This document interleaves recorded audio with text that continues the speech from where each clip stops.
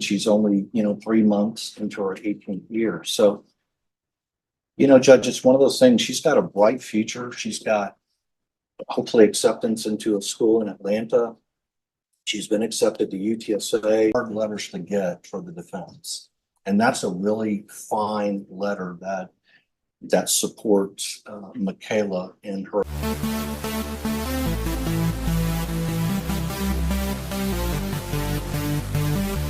For sentencing. You entered a plea of no contest to robbery on December 4th. Contest to robbery on December 4th. According to the plea bargain agreement, punishment is to be assessed at a cap of 8 years in the prison. The state is opposing your application for community supervision or deferred adjudication. They're taking certain items into consideration. All right. Did you all have a chance to review the PSI report, state? Yes, Judge. Defense? I did, Your Honor. Any objections to the PSI report, state? No. Defense? No, ma'am. All right. State, any witnesses? No, Your Honor. Defense, any witnesses? Yes, Your Honor, I do. I have Miss Alicia Franklin, Michaela's mom. All right, Ms. Franklin. Can you raise your right hand? Do you solemnly swear or affirm the testimony you give will be the truth, that nothing but the truth, so help you God? I do. All right, you can lower your hand. Make sure you keep your voice up so the court reporter can hear. If you can state your name for the record. Alicia Franklin. All right, defense. Miss Franklin, good morning. Good morning. You and I have spent a lot of time together regarding Michaela, is that correct? Correct. And you are aware that Michaela has accepted responsibility for a robbery here in Brick County. Correct. And today is the day that the judge can either send her to prison or entertain her application for probation or deferred adjudication. Correct. Ms. Franklin, let me just ask. As of now, she is 18. When the case started, she was 17. Michaela. As of now, she is 18. When the case started, she was 17. And when did she turn 18? November 3rd. And where is she a student at? She made future plans, applied to any universities, or done anything at this point in her senior year? Yes, she was accepted to UTSA, and we're pending. Excuse me. Please whisper. Say it again, ma'am. She was accepted to UTSA, and we're pending the application for Clark Atlanta University. Very good.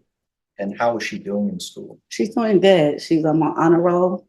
Right now she has all A's and perfect attendance since she's been out. And did Michaela request a letter from one of her school counselors to offer to the court today? She did.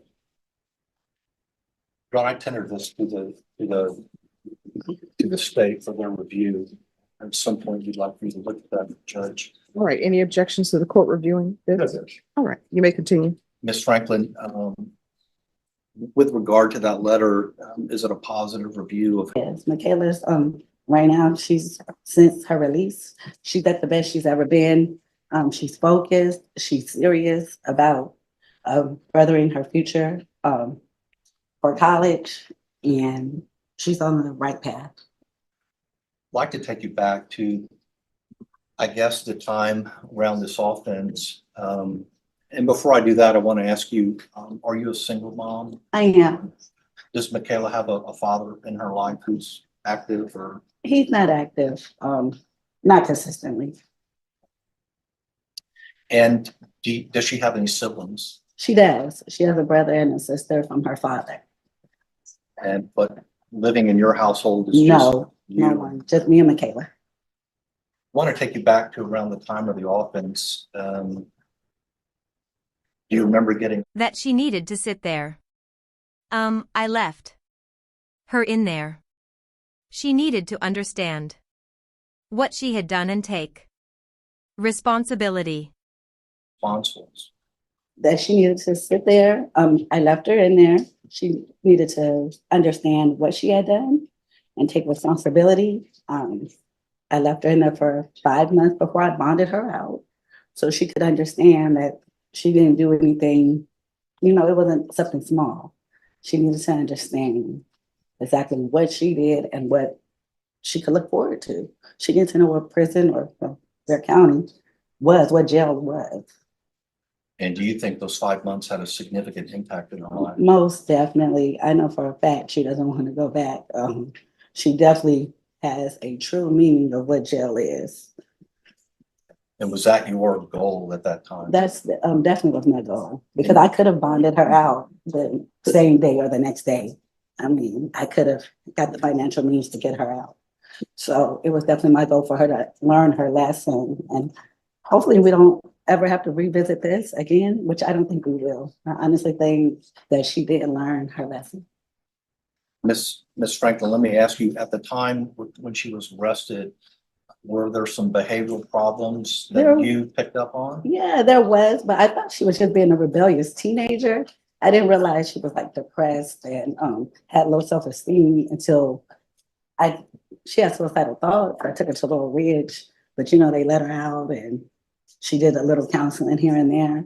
So I thought she was just being more rebellious to herself. I honestly didn't know it was mental health issues there. But once I did know, I've gotten her help. What mental health issues have you discovered regarding your case?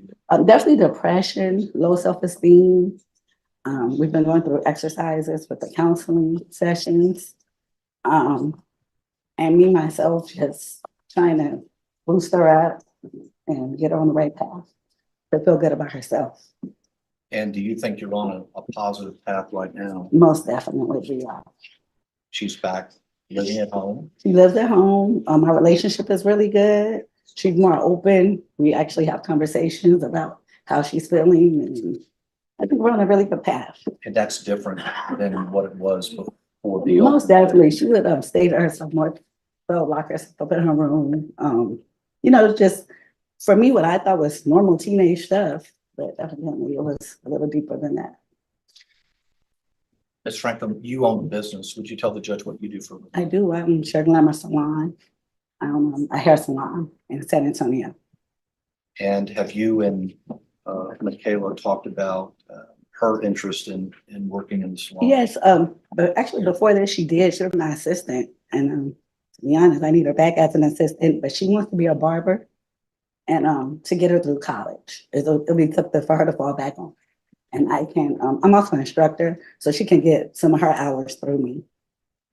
You mentioned that she's been accepted to UTSA. Yes, she's been accepted to UTSA, but she's also, we're pending the application for Clark Atlanta, which she preferably would want to go. And what would be her interest in studying in college? Business marketing.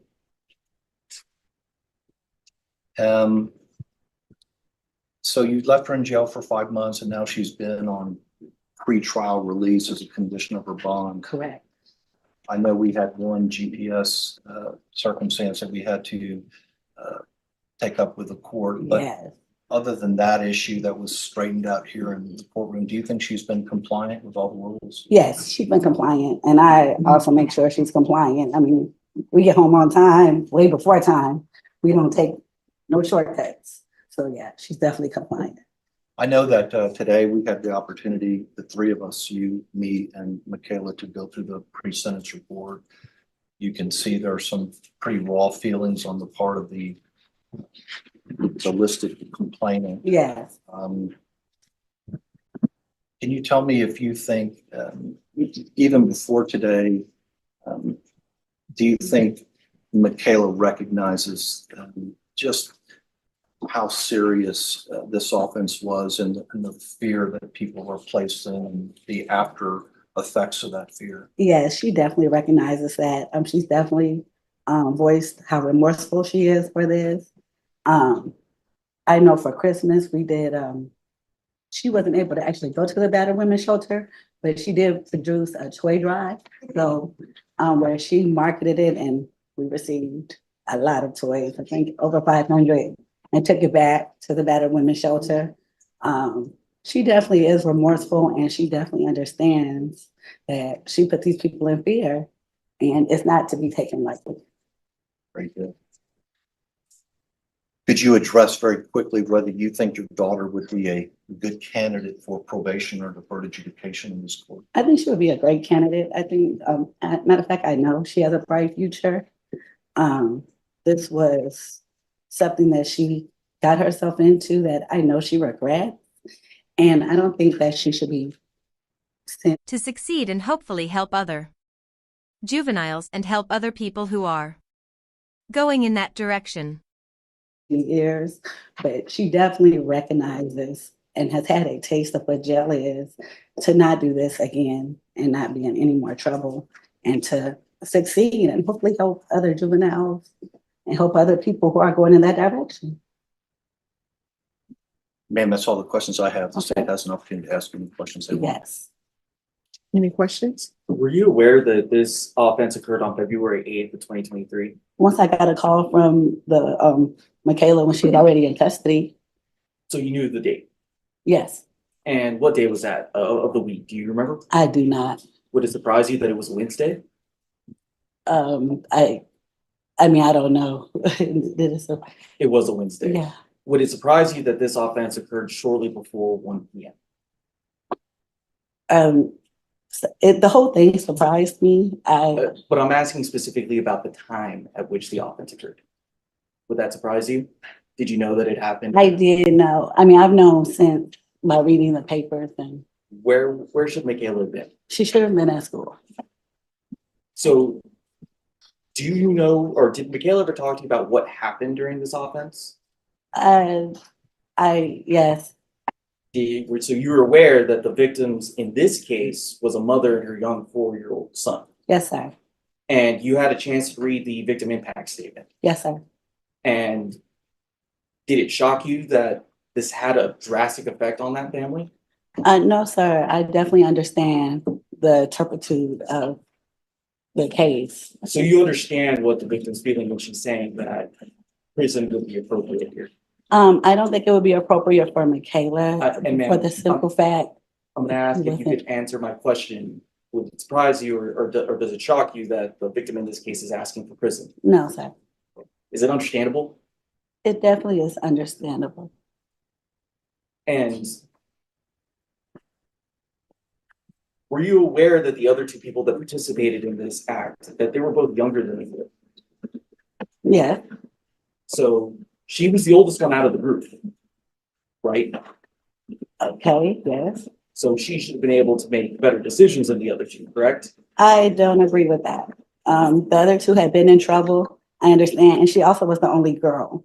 So And specifically her role in this act, were you aware that she was the person that drove the car that boxed in the victim and her son? I understand that she was the driver. Yes, sir. Specifically that boxed in the victim and I her son. understand. Nothing else to say. All right, any other questions? Ms. Franklin, I think I tendered it to the judge as a part of the other letter, but we did take Michaela to be evaluated by Mark Harris. I did. He's a licensed therapist, is that correct? Yes. Judge, if I didn't give you that. Yes, you did, and I reviewed it. Okay. very It's good. attached to that. Thank you, Judge. And you had the opportunity to look at his assessment, and that's helped you on a path of understanding her now, is that correct? Yes, it did. All right. Thank you. Thank you for coming in. All right, defense, call your next witness. Judge, that's it. All right, did your client wish to say anything? Judge, I think I'm going to speak for her. All right, so I want to let the parties know that part of my question, or maybe you can address this, counsel, Yes, ma'am. because it says that she is minimizing her role. And it says regarding the instant offense, the defendant stated, I have no comment at this, which I understand. Sure. That was But me. then she comes back and she does make a comment. And it says the defendant later stated, I feel it needs to be looked into more rather than what they are saying. And I think we addressed that actually this morning, Judge. I think her point on that is she was charged with aggravated robbery. She did not possess, hold, or yield a gun.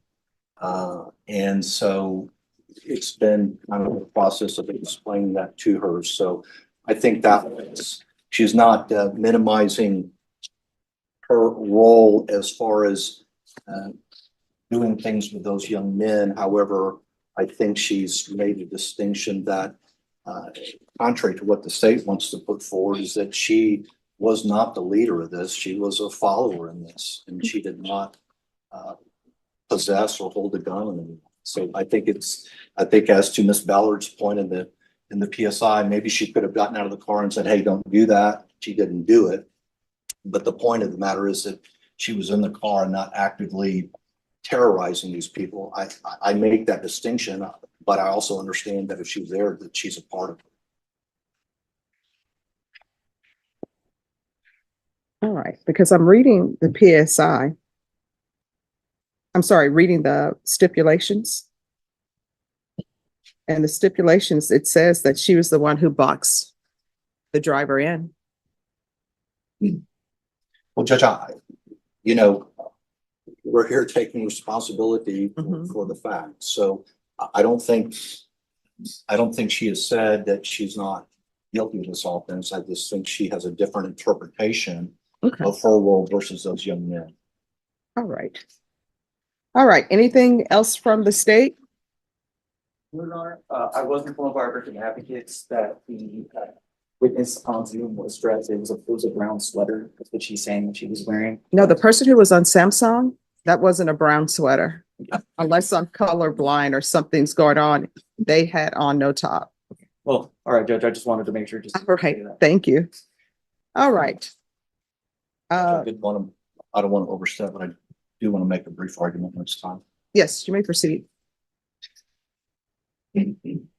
So, Judge, when I first started representing this young lady, she was in jail. And as her mother said, usually I have to field those questions: how quickly can we get out of jail? I think Ms. Franklin took a very brave approach for a single mom, and that is that I want her to sit there. These are serious charges. I want her to get a taste of incarceration. I want her to understand that you have to be penalized or punished for the things that you do. So 5 months passed by, and so I think that the value in that here in the courtroom today is that she has a taste of incarceration. And I think she's come out of jail, Judge, and the letter from really doing well in school. It's far for me to believe she's 17 years old when I met her, and charged with such a serious crime.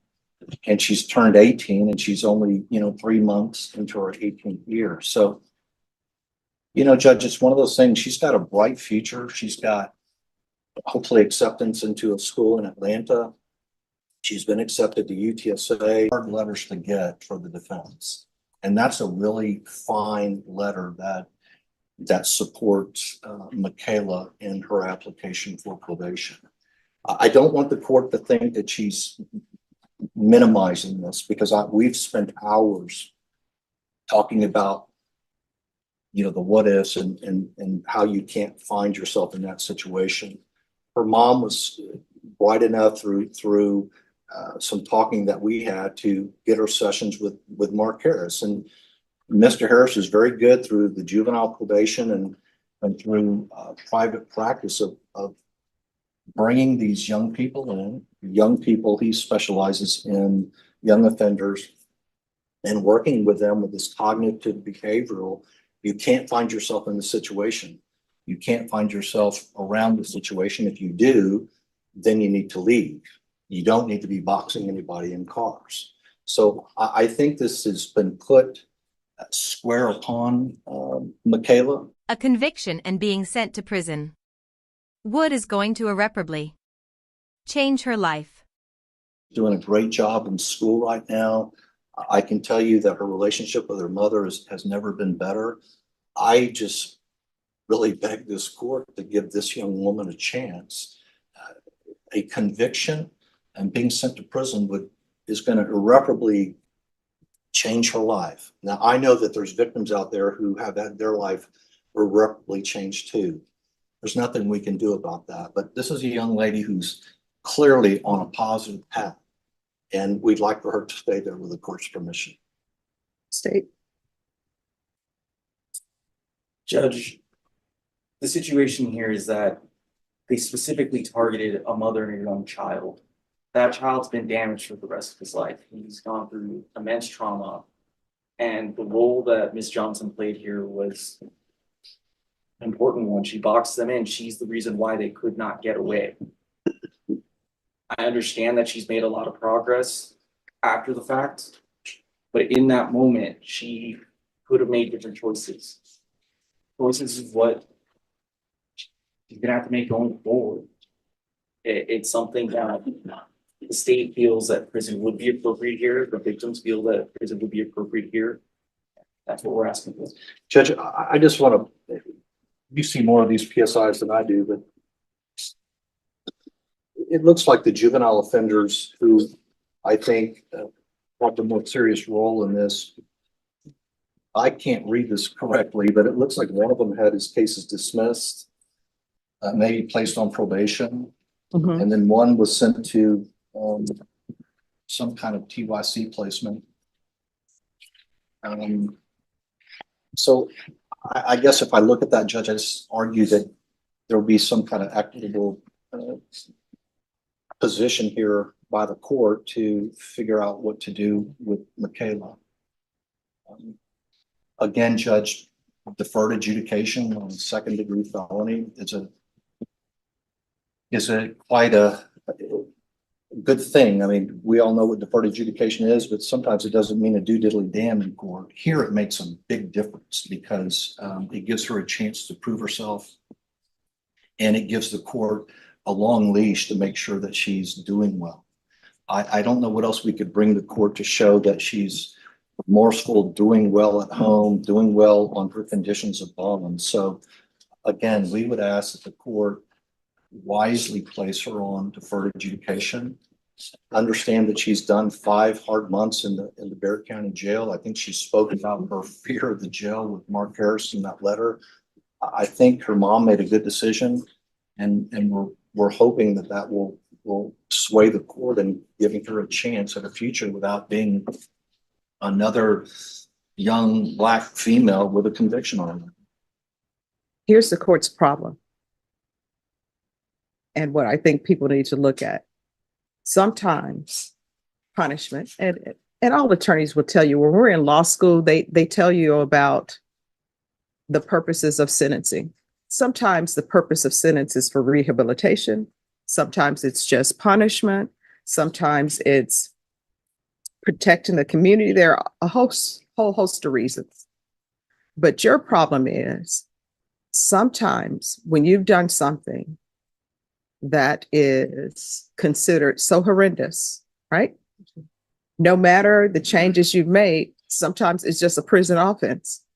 There are a lot of people who do things that I'm sure if they could go back in time, they would have changed it. They would have said, I wouldn't have done it. But the boxing of someone in with your vehicle, and I read the PSI report and I read the stipulations. In the stipulations, the driver of the vehicle said, hey, my son is in the car. And that didn't give anybody pause. I would think that there are certain things that should give people pause. For example, if somebody holds somebody at gunpoint and they want to steal their vehicle, they would say, oh my gosh, shucks, I didn't know there was a child in this car. Let me pause. But they gave nobody pause. Everybody just still continued with what they were going to do. That's a problem for the court. So this is what the court isn't the problem that she was, no matter what her role was, it was still going to be something that was horrendous because it's a robbery. Yeah. So and I'm not trying to argue with the court, but under that circumstance, then no one should be eligible for deferred adjudication. Well, counsel, as you're aware, there are different types of robbery. And there are some robberies that don't involve a child. State? Your Honor, so right here, one thing I did notice in the letter from the psychiatrist, something that is Father Andrew, I've seen it somewhere in here, is that Ms. Johnson, she said she gave them a ride but did not know their intentions, but she played a role in boxing them in. She says that she had never had or handled a gun that night. When the police lit up her car, the boys threatened her if she didn't keep going. One of the boys threatened to shoot her if she stopped. Nowhere is that brought up in the report that she had mentioned that she had said that they had threatened her. So that's just something that is Well, I don't think it's her feeling, so it's not gonna be in a police report. Right, but if But I can tell you that was her feeling on this. She did feel threatened by these two young juvenile offenders. But we're here today to take responsibility and not make excuses. So that's our answer to that, Judge. All right. Is there anything else before the court makes its ruling? Your Honor. no, you're not. All right, this is what the court is going to do. Court is going to fine you Send it you to 6 years in the prison. CR 3850, 2023 CR 3849, grand jury number 806632. There's to be restitution of $110 to John Bright and credit for any time served. I'm going to retain jurisdiction. Your attorney will tell you what that means, and I'm going to send it you to 6 years in the prison. Did you review what it's entitled trial court certification with your attorney? Did you understand it and did you sign it? Because this is a plea bargain agreement, because I followed your plea bargain agreement, because you waive your right to appeal, you do not have the court's permission to appeal. Because this is a felony conviction, you're not allowed to own or possess any weapons or ammunition. If you have a question over what a weapon or ammunition is, you'll need to speak to your attorney. And Mr. Hancock, you can explain to her what that means. I will, Judge. All right.